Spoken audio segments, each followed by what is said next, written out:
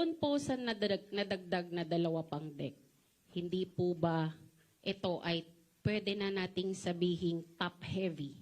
Tama po ba? I cannot speak on that because I'm not a naval architect, but in accordance with the rules of the naval architectures of the profession, meron po silang nire-recompute po nila ang as well as yung load line and stability of the ship.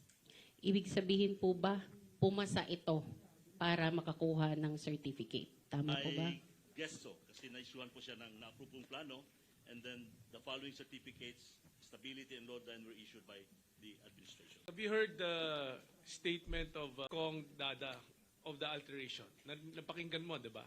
Yes, sir. Is that a major alteration or a minor alteration? Because when you say major, then it will affect the very structure, the seaworthiness of the vessel. So, major ba yan o minor? It is a major alteration, sir. Major alteration. So, take note, major alteration yan. Pag binago mo yan at naging major, definitely it will affect the seaworthiness and structure of the vessel.